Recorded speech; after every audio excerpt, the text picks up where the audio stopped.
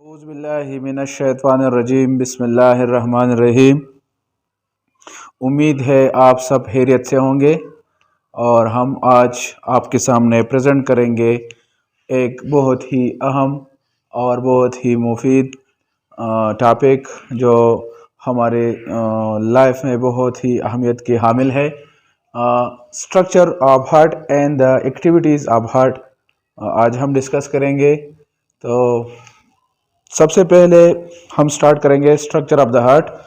तो डिस्क्रिप्शन में हम ये बताएंगे कि हार्ट की जो शेप है ये कोनिकल शेप है और इसका साइज़ जो है ये जो फेस्ट होती है आदमी का जो फेस्ट है मुक्का भी हम कह सकते हैं, इतना इसका साइज़ है और मेल में ये 300 ग्राम होती है और फीमेल में 225 ग्राम होती है। ठीक है, तो पहले हम स्टार्ट करेंगे कि जो जिस मसल से ये हार्ट बना होता है उसको हम मायो मसल्स कहते हैं या जो मसल है मायोकार्डियम भी कहते हैं।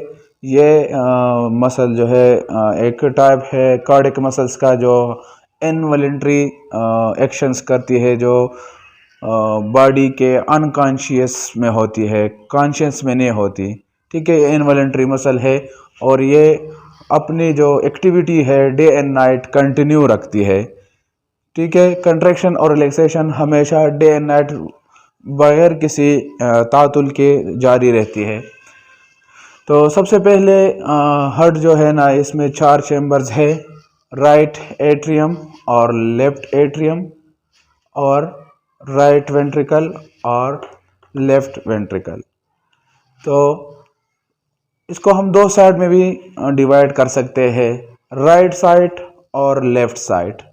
तो सबसे पहले जो राइट साइड है ये रिसीव करती है deoxygenated blood through superior vena cava, जो अपर पोर्शन से डीऑक्सीजनेटेड ब्लड लेके आती है बॉडी पार्ट से टूवर्ड हार्ट, और इंफीरियर वेना केवा ब्लड लेके आती है लोअर लिम्ब से या लोअर बॉडी रीजन से।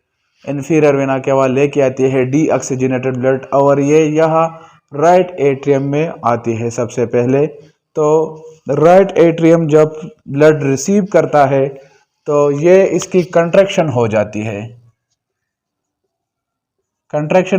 है, और इसमें राइट वेंट्रिकल और राइट एट्रियम के बीच में से एक वॉल होता है जो ब्लड फ्लो को रेगुलेट करती है और उसको हम ट्राइकस्पिड वॉल कहते हैं। ट्राइकस्पिड वॉल जो है इसके 3 फ्लैप्स होते हैं और 3 फ्लैप्स का एक फंक्शन ये भी है कि ये बैक फ्लो प्रिवेंट करती है। जब ब्लड पास होती है एट्रियम से वेंट्रिकल तक तो इसके पीछे ये वॉल क्लोज हो जाती है।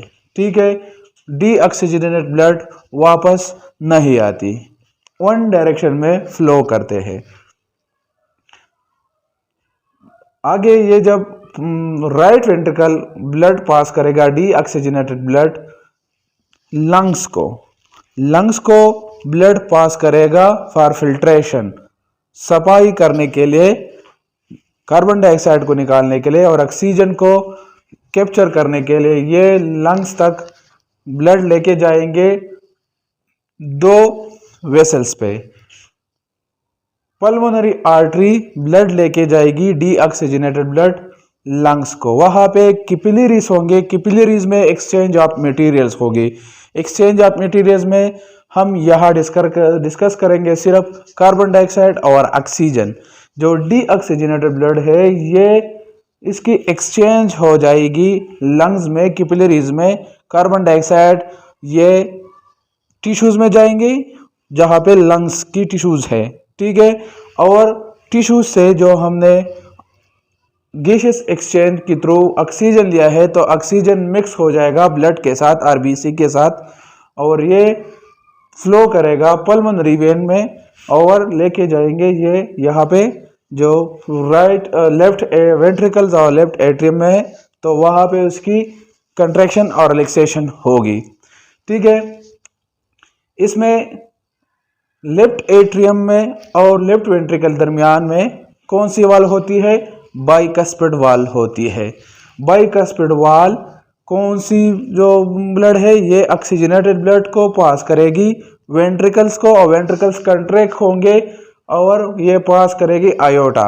आयोटा के थ्रू फिर सारे जो बॉडी टिश्यूज है ये एक्सटेंड होंगे थ्रू आर्टरीज एंड आर्ट्रियोल्स, और सारे बॉडी टिश्यूज में ब्लड को पहुंचाएगी ये थ्रू आयोटा या करोनरी आर्टरी के थ्रू। ठीक हो गया। अब हार्ट की एक्टिविटी कैसे रेगुलेट होती है? हमने कहा कि ये मसल्स है, ये मस्कुलर ऑर्गन है तो ये मसल से बने होते हैं, तो मसल्स में इलेक्ट्रिकल इम्पल्स होना चाहिए। इसकी कंट्रैक्शन और रिलैक्सेशन को कंट्रोल करेगी electrical impulse.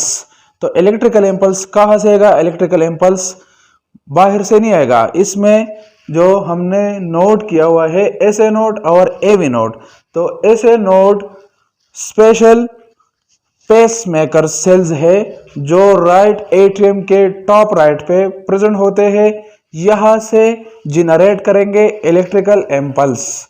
Electrical impulse generate करेंगे तो ये पास करेंगे यहाँ पे लेफ्ट एट्रियम तक और एवी नोड तक भी पास करेंगे। ठीक है, तो एवी नोड का फंक्शन है ये सारे जो इलेक्ट्रिकल इम्पल्स है ये कैप्चर करेंगे और इसको स्टोर करेंगे, फिर पास करेंगे नीचे की जो मसल्स है वेंट्रिकल्स के जो मसल्स है वहां पे पास करेंगे। तो यहाँ पे एक क्वेश्चन अराइज होता है कि ये इलेक्ट्रिकल इम्पल्स पास होंगे ये इस मसल से, तो ये ट्राइकस्पिड वाल और जो है ना ये भी तो मसल से बना होता है, तो यहाँ से क्यों ये चार्ज पास नहीं होता? तो यहाँ से इसलिए चार्ज पास नहीं होता क्योंकि ये जगह जो है ये मसल जो है ये इलेक्ट्रिकल रेजिस्टेंट मसल्स है, इलेक्ट्रिकल रेजिस्टेंस मसल है, ये पास नहीं करेंगे। इसलिए ये नेचर ने जो सिस्टम बनाया हुआ है इसके लिए एवी नोड बनाया है। जो एवी नोड है ये आरिकल और वेंट्रिकल, एट्रियम और जो वेंट्रिकल है इसके दरमियान जो नोड है ये चार्ज को पास करेंगे नीचे जो एरिया है, और ऐसे नोड को हम साइनो एट्रियल नोड भी कहते हैं, इसको पेस मेकर्स भी कहते हैं। तो ये जगह जो है ना ये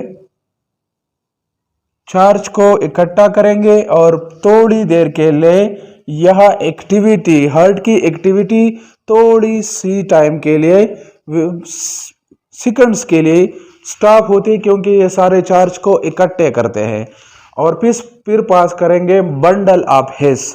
बंडल ऑफ हिस जो भी डिवाइड हो गया है राइट बंडल ऑफ हिस और लेफ्ट बंडल ऑफ हिस में, और ये फिर सब इसकी सब डिवीजन हो गई है, इसकी सब डिवीजन हो गई है राइट साइड और लेफ्ट साइड में। तो ये परखंजी फाइबर्स है, परखंजी फाइबर्स चार्ज को लव करेगी राइट साइड में और लेफ्ट साइड में।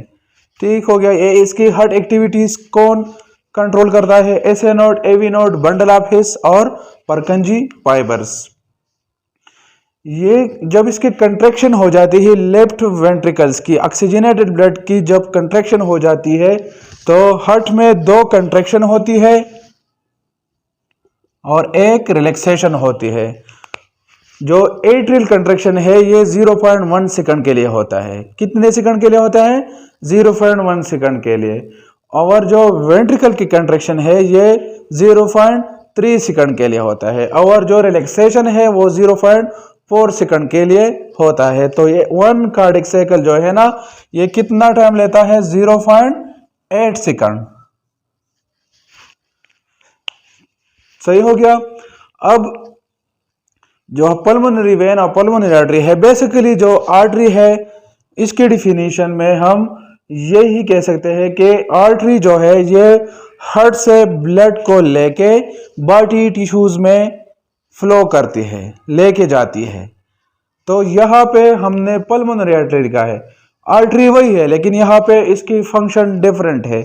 हमने क्या कहा कि ये डीऑक्सीजनेटेड ब्लड को पकड़ के लंग्स तक ले जाती है। तो AC आर्टरी जो सिंगल आर्टरी है, ये सिंगल आर्टरी है, लेफ्ट साइड और राइट साइड दोनों पे प्रेजेंट होती है। ठीक है, ये डीऑक्सीजनेटेड ब्लड को लेके लंग्स में लेके जाते हैं, वहां पे एक्सचेंज होता है थ्रू डिफ्यूजन, गैसियस एक्सचेंज। तो गैसियस एक्सचेंज कैपिलरीज में होता है और ये ऑक्सीजन को आरबीसी पकड़ के ये लेके जाएंगे थ्रू पल्मोनरी वेन। तो वेन की डिफिनीशन अगर हम देखें तो हमने कहा है कि बॉडी पार्ट से जो ब्लड लेके आते हैं हार्ट से, तो उसका किस चीज का काम है? वेन्स का। लेकिन यहाँ पे इसकी फंक्शन डिफरेंट है। पल्मोनरी वेन इसलिए कहते हैं कि ये लंग से ऑक्सीजनेटेड ब्लड को पकड़ के कहाँ पे लेके आएंगे? हार्ट में। तो यहाँ पे इसका फंक्शन डिफरेंट हो गया। सही हो गया। तो ये जगह जो है ना, हमने ये जगह लिखा है, ये इंफीरियर वेना केवा है। ये कौन सी है? Inferior vena cava. यहाँ पे मेट्रियल वाल है। मेट्रियल वाल जो है ये ब्लड को अलाउ करेगी, जो ऑक्सीजनेटेड ब्लड है ये पास करेगी कहाँ पे? आयोटिक वाल में। आयोटिक वाल के थ्रू ये चले जाएंगे कहाँ पे? बॉडी टिश्यूज में। Hopefully you will get some good information. उम्मीद है आप खैरियत से होंगे और हमारे चैनल को सब्सक्राइब करें। अल्लाह हाफिज़।